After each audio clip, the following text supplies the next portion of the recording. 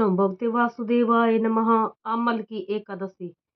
फाल्गुन मास की शुक्ल पक्ष की अमल की एकादशी की व्रत कथा।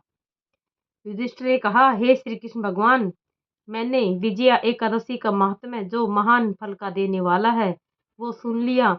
अब फाल्गुन शुक्ल पक्ष की एकादशी का नाम और महात्म्य बताने की कृपा कीजिए।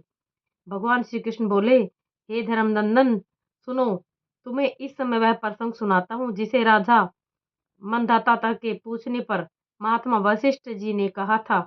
फाल्गुन शुक्ल पक्ष की एकादशी का नाम आमलकी है। इसका व्रत विष्णुलोक की प्राप्ति कराने वाला है।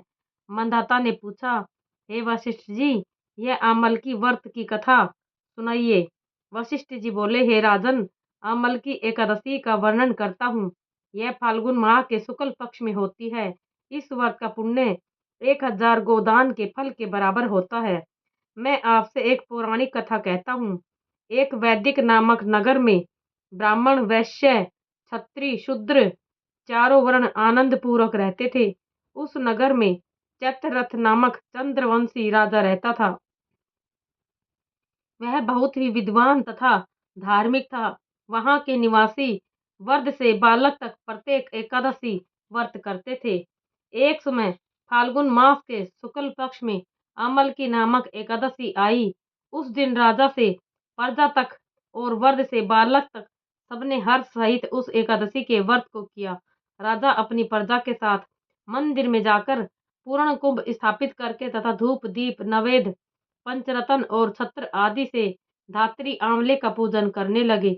वे सब धात्री की इस प्रकार स्तुति करने लगे, हे धात्री, आप ब्रह्म स्वरूप हो, आप ब्रह्मा जी द्वारा उत्पन्न हो और सारे पापों को नष्ट करने वाली हो। आपको नमस्कार है।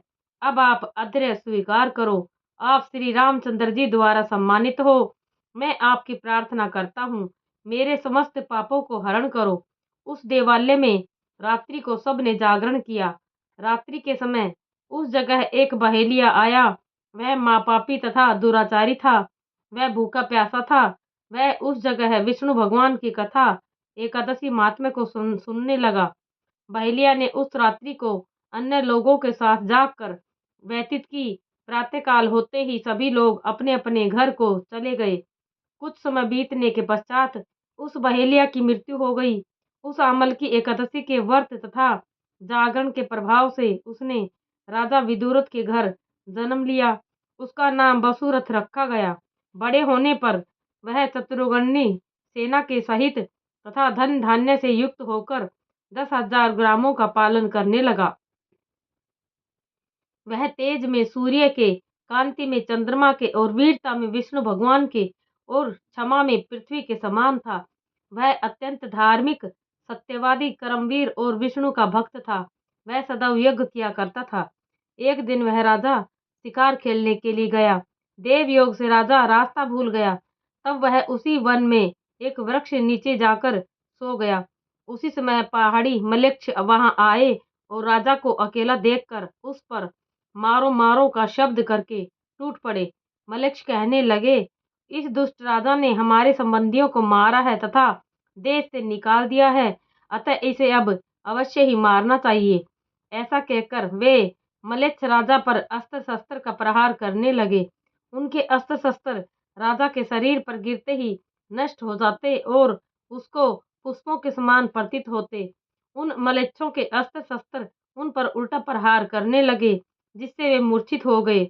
उस समय राजा के शरीर से एक दिव्य स्त्री प्रकट हुई, जो अत्यंत सुंदर तथा सुंदर वस्त्रों एवं आभूषणों से अलंकृत थी।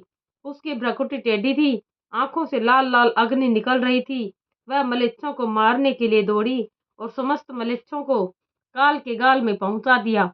राजा जब जगा तब इन मलेच्छों को मरा हुआ देखकर सोचने लगा, इन शत्रुओं को किसने मारा है। तब आकाशवाणी हुई, हे राजन, इस संसार में तुम्हारी विष्णु भगवान के अतिरिक्त कौन रक्षा कर सकता है। इस आकाशवाणी को सुनकर राजा अपने नगर को वापिस आ गया और सुखपूर्वक राज्य करने लगा। महर्षि वशिष्ठ जी बोले, हे राजन, यह सब आमलकी एकादशी के व्रत का प्रभाव था। जो मनुष्य इस आमलकी का एकादशी का व्रत करते हैं वे सब प्रत्येक कार्य में सफल होते हैं और अंत में विष्णु लोक को जाते हैं। कथा का सार। भगवान विष्णु की शक्ति हमारे सभी संकटों को काटती है। यह मनुष्य की ही नहीं, देवों की रक्षा में भी पूर्णतया समर्थ है। इसी शक्ति के बल से भगवान विष्णु ने मधुकैटभ नामक दैत्यों का संहार किया था।